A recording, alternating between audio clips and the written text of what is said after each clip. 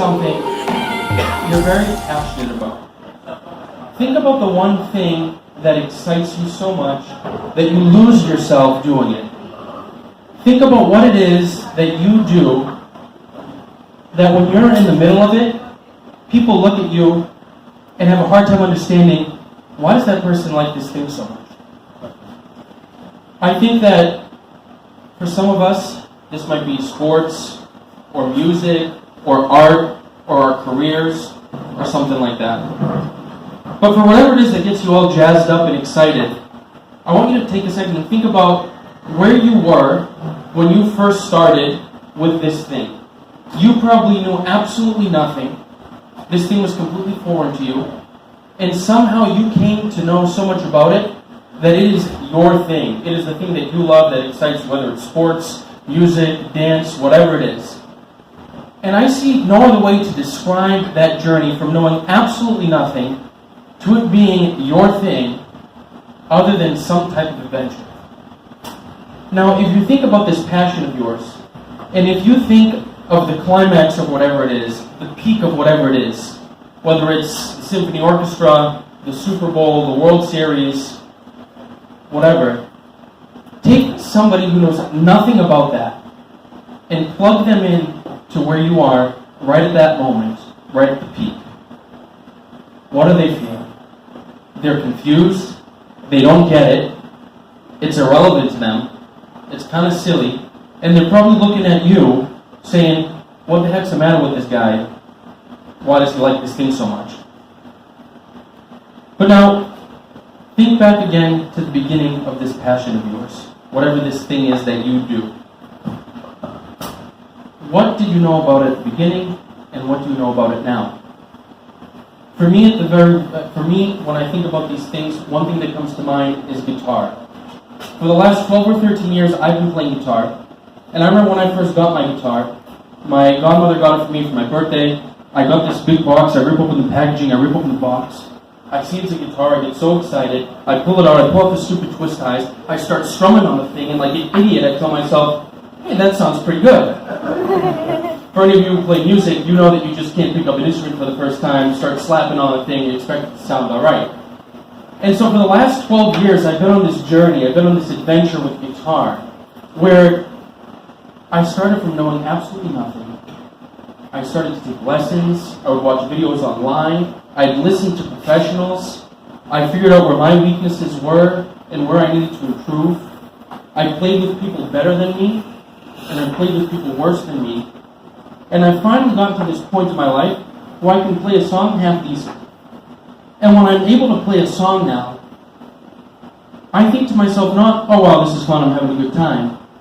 But I think about this adventure that I've gone on the last 12 years that's taken me to this point where I can finally play a song half decent. Now I'm sure with whatever it is that you're excited about, whatever it is that you are passionate about, you probably have a similar story to tell. See, I look at this in contrast to the things that absolutely bore me. And so for a second, think about the things that absolutely bore you, that are irrelevant to you, that you don't understand, that are kind of meaningless to you. I think that we think about these things as boring and meaningless and whatever, because we don't understand the point of it. We don't know how to personally engage in that sort of thing. So, for me, I call that football. You can't pay me enough money to sit through a Pats game. I just can't stand it. I don't get it. I see a bunch of guys running up and down the field in arbitrary formations, 1 point, 2 points, 6 points, 7 points, 3 points. I don't get it. I don't care. Anybody here a football fan? How did that make you feel? So, was that an accurate representation of football? Was that? No. It's kind of ridiculous, right? And you're looking at me like, what the hell's the matter with this guy? Excuse me. How did this guy come here and talk about that to us? So, how many of us feel that way when it comes to sitting through liturgy? It's okay. I'm a seminarian. I feel this way too sometimes. You don't have to put your hand up if you want to. I mean, let's take a look at this thing we call church and what our experience with it typically is, more or less. For weeks and weeks and weeks, your dad, your grandmother, your mom, your Thea is nagging you, come to church, come to church, come to church, you don't come.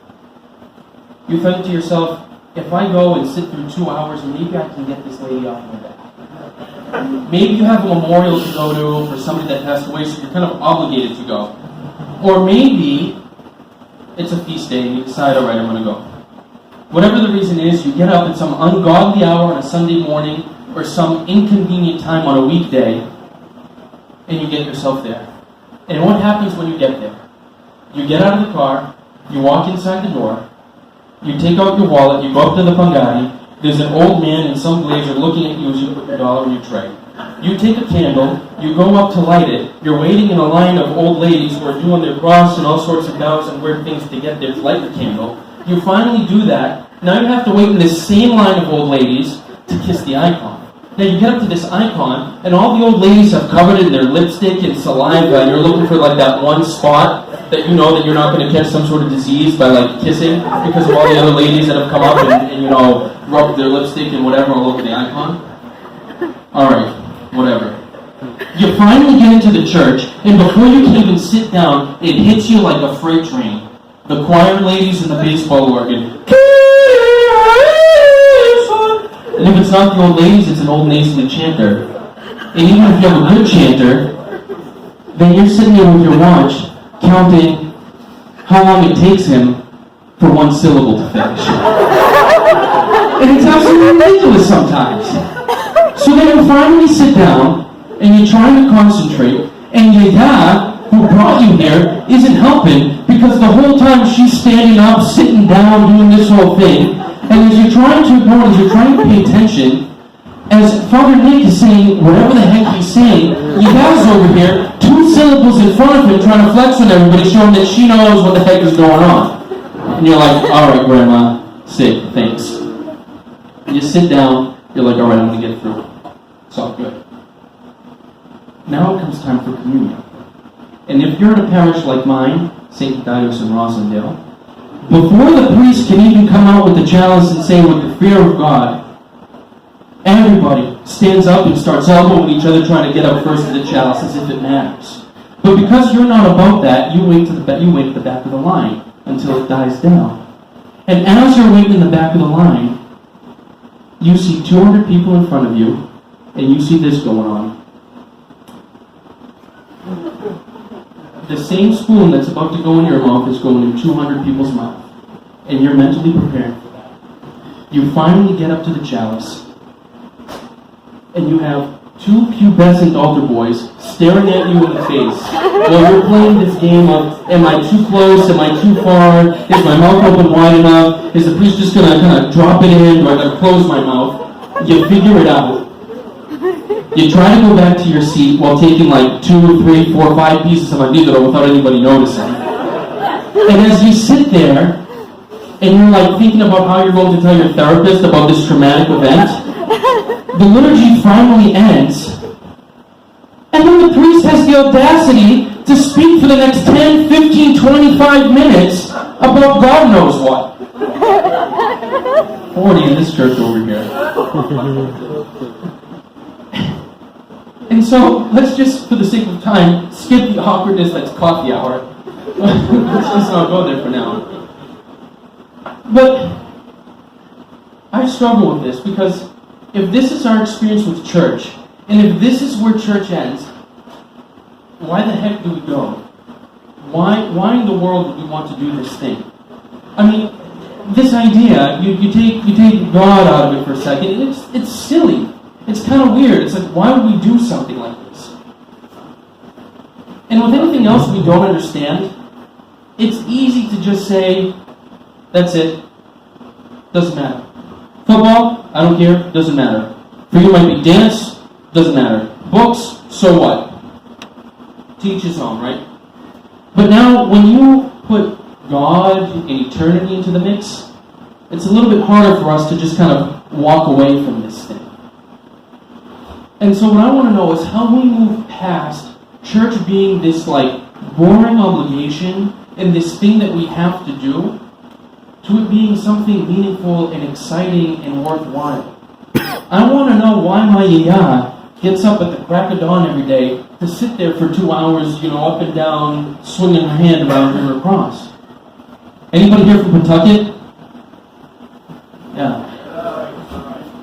I want to know how Father Philip gets so excited. He's there doing liturgy, he's bouncing up and down, he's swinging the censer, you think the thing's going to break, he's yelling, he's jumping at the top of his lungs, he's shouting all this stuff. I want to know why Father Philip gets so excited about church, and I want to feel that same thing.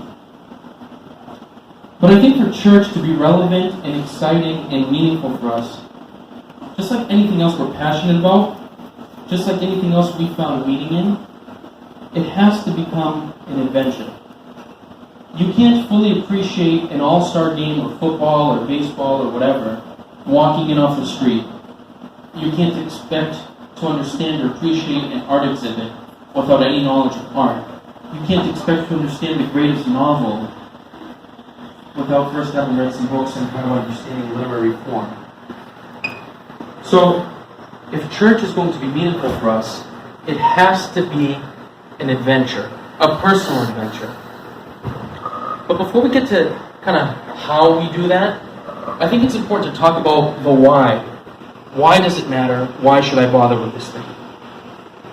And I think to kind of understand that, you got to start at the beginning. And you have to become familiar with humanity's adventure. See, we're all familiar with the story of Adam and Eve.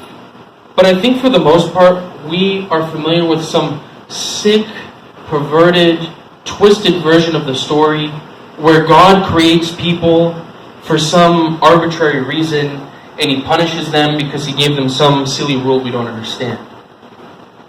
But I think our church offers a much more beautiful explanation of humanity and what we as people are. I think the church has a really beautiful, metaphorical, allegorical understanding of this story.